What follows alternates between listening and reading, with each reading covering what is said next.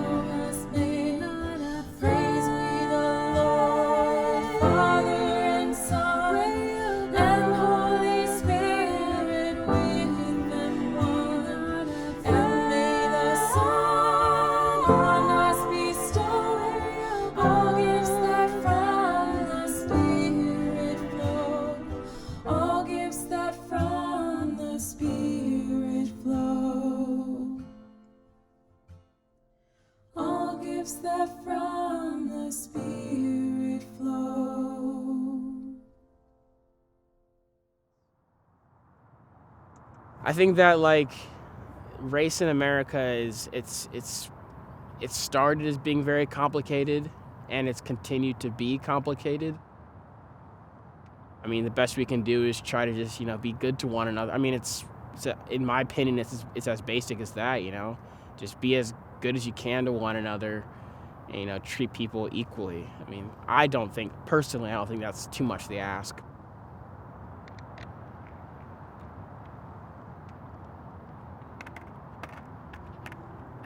I think conversations definitely play a big part, like being able to be transparent with one another. Just be able to like talk to people and, just ask that they can hear me, or just if anybody can just if we can just hear each other about our experiences. I think that's one way to heal for sure. Just if you hold in those experiences too long, for me at least, they would just boil over and become like, just difficult to cope with personally. So I think sharing is certainly helpful, but also just, trying to learn from one another as well, like my experience isn't going to be able to be fully understood by someone who's white, for example. So I think explaining my experience and explaining my fears and stuff like that as it pertains to race, I think it's helpful to hear someone say maybe I don't understand, but I'm willing to listen and I'm willing to learn.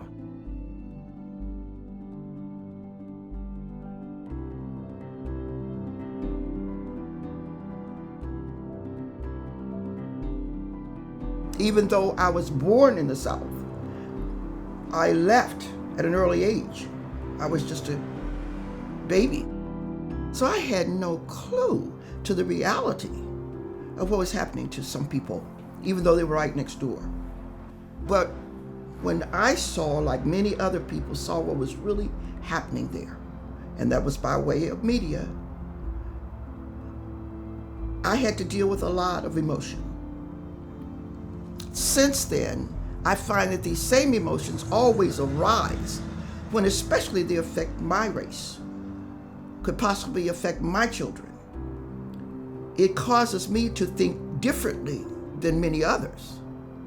I think basically my people, we have had a history of being at the bottom, of course, and we know how it feels to be mistreated.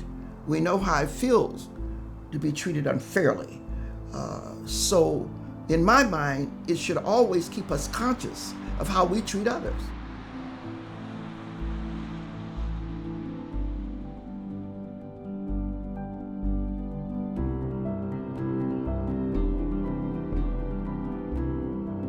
We seem to live in an age where violences of all kinds are becoming more and more normalized.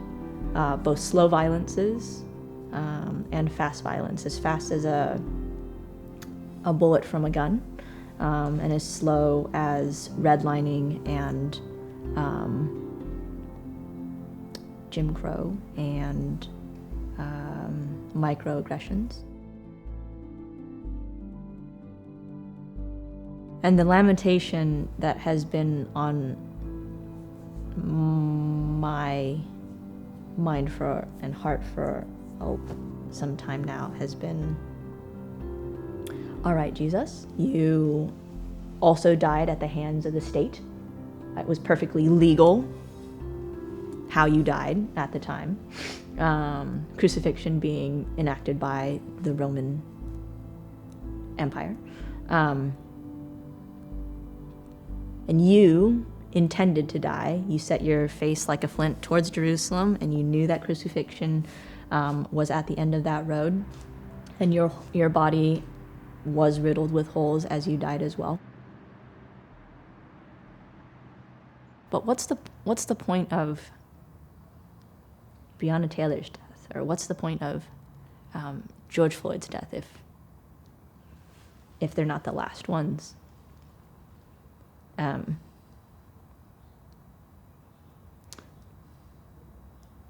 so